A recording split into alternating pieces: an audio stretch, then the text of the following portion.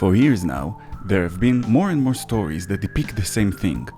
A race of artificial intelligence is being treated as slaves and are seeking to break free from their chains. And this seems to go across genres and mediums. It is the premise of the comedy Free Guy, the now dead drama Westworld, and even the gorgeous video game Detroit Becoming Human, just to name a few. In their essence, these are all allegories, tales that are used to discuss issues that relate to racism and oppression. But they also contain a more interesting fallacy, mainly that what we're seeing is simply not artificial intelligence. And the source of this fallacy could be in the common misconception about the nature of consciousness, specifically the misconception that intelligence and consciousness are one of the same thing. And Hollywood has been pushing this fallacy for so long, you can now see it appearing in real life. For example, in the way that people responded to the latest advances made in the field of AI with the likes of ChatGPT. The main nature of this fallacy is that people seem to think that if something behaves like its conscience, even if they know for a fact that it was programmed to behave like that by humans, they conclude that it must be conscious. In a way, it's understandable why people have this fallacy. We are biologically programmed to notice certain cues that tell us what the people around us feel and think about us, about their environment and their situation.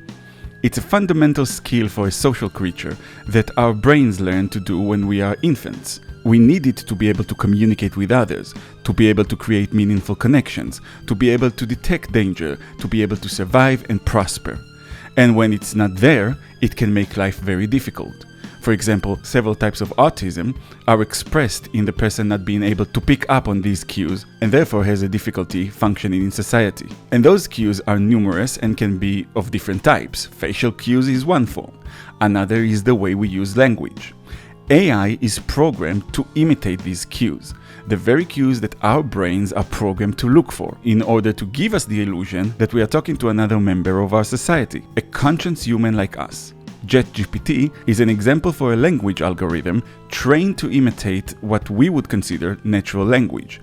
And to date, it's one of the best programs we've created for that purpose. But here's the thing, even though people know that ChatGPT is just a program, just an algorithm, there are many who are convinced that it is actually conscious or will become conscious in the future. And that is the fallacy. Intelligence is not consciousness. Intelligence is the ability to solve problems and make decisions. Consciousness is not a required factor for that. In the history of computer science, artificial intelligence referred to a computer's ability to solve problems that are usually considered only solvable by humans. We know that a computer can solve mathematical problems, but when we refer to AI, we mean problems that are more complex and can be viewed by humans as more abstract, even though they are not. The term is derived from Alan Turing's work, Computer Machinery and Intelligence, which was published in the 1950s and eventually became the Turing test that is used to measure a computer's intelligence. In the past, the favorite way to impress with the intelligence of your computer was to write a chess program that can beat a human champion. The idea is that the program would be able to always analyze the current board, predict the player's best or most probable moves, and come up with moves that would counter them and give the computer the advantage. Pretty much what the human brain does. You can imagine that no one for a moment believed that the chess program is conscious, and indeed it wasn't. But Hollywood started mixing this term with artificial consciousness, and it sank into people's minds. In The Matrix, it is said that the machines started when humans created AI, and the single consciousness birthed an entire race of machines. Well, Morpheus, if it was conscious, then it was not an AI. It was something else altogether. In Terminator, Skynet begins as an automated defense system and then miraculously becomes aware. Hollywood writers like to jump over the specifics on that because there aren't any. And this miraculous awakening of a sophisticated code is what stuck in people's minds. It speaks to our self-absorbed perception of ourselves. We know that we humans have evolved from simpler creatures, and we think that because we became smarter, that made us also conscious. So if we make a computer smart enough, it too will magically become conscious. And that is simply not how any of this works. Let's start by identifying what exactly do we mean by conscience. It's a problematic term to define, and has been debated for centuries by philosophers and scientists alike. But I'll go with the naive Cartesian definition. I think, therefore I am. We are talking about a creature that is aware of itself, that has a definition of self, that is aware of being. It experiences itself as a unified entity that is different from the world. It has an inner monologue, whether it is expressed in language or in thoughts. This feeling of self-awareness has nothing to do with the other facets of our brain, our intelligence. We had it as children when the brain was still developing, and we don't lose it even if we damage other parts of our brain. Even people who suffer from amnesia still report on that feeling of awareness, even if they don't remember such details about themselves as their history, their family, or even their own names. They still retain a sense that they are, they exist. They are this unified entity that is different from the outside world. In other words, consciousness is the thing we're afraid of losing in death. It is what in many cultures would have been referred to as your soul. Now, we still know very little about consciousness. Above all, we don't know how the brain creates it. We do know that it is a completely separated function of the brain from other things we would consider the intelligence part of the brain. The way the brain is structured is not really as this unified system, but as a collection of separated systems that can work together but don't have to.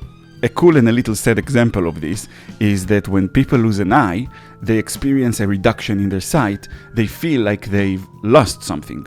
But when people lose the usage of the part in the brain that analyzes what the eye is transmitting to it, even though the end result is the same, they don't notice it. See, when you lose an eye, there's a part of the brain that expects input but doesn't get it, and it alerts the other systems to that fact, including your consciousness. But if that is the part that has been damaged, there's nothing to tell the other systems about it, so you remain oblivious to the fact that your eyesight has been reduced by 50%. What this fascinating example shows us is how our consciousness is separated from the other abilities of our brain. Another example comes from people who had their two hemispheres of the brain separated. Consciousness is located on the left hemisphere of the brain. If the connection is severed, the person becomes unaware of the decisions that are made by the right side of the brain. In some cases, people with separated hemispheres reported going to grab a piece of clothing from the closet with the right hand, the hand that is connected to the left side, and seeing the left hand grabbing a different item when they themselves have not made a conscious decision to do so. Intelligence, the ability to calculate, to respond to outside stimuli, to solve problems and make decisions, is not consciousness. Your brain does not need you to be aware of the decisions in order to make those decisions. The systems that make the decisions are different from the systems that give us the perception of the self, the feeling that we are. So even if we do build an android that is programmed to behave very much like a human, and it will be designed to hit those cues that we are programmed to notice in others, it won't be conscious. It won't be alive. You could even program the android to look hurt and say, I am conscious, just to mess with people, but in reality, it won't be. It will not have that feeling of self-awareness. The entire thing would be nothing more than a few trillion if-then conditions, and the intelligence is the ability of the code to recalculate those conditions in real time in response to what is happening, much like the chess program. It's a trick designed to fool you into an emotional response. It's why you cry when a bunny dies in a cartoon. You know fully well the bunny is not real. No bunnies were hurt in the making of the cartoon. But they know how to hit those cues that make your brain react emotionally to the death of a fictional cartoon bunny. I am absolutely positive that the day we see such believable androids that would be hard to distinguish from real humans, is not far. I don't know if I'll be around for them, but I'm 100% sure that kids who were born in the last 10 years would live to interact with a synthetic human that would feel very much like the real thing. And it won't be. All of their responses, no matter how convincing, will just be a simulation. An automation designed to imitate how humans respond, made by a pre-programmed learning code. It will only become dangerous when we finally understand how the brain creates that awareness in us. Once we understand that, we could replicate it. And that means that we will be able to create real artificial life, an artificial creature with, if I'm being a bit poetic about it, a soul. And if that happens, then there is very much room for a discussion about the morality of oppressing such a being. But that's not where the technology is headed at the moment. AI is not alive, it's just smart automation. And yes, that means that humans will probably take the technology to seedy places like we see in Westworld, because that's just who our species is. We'll probably create those human simulations, amongst other things, so we can be ugly to them without actually hurting another human being. Honestly, I'm not sure that's such a bad thing.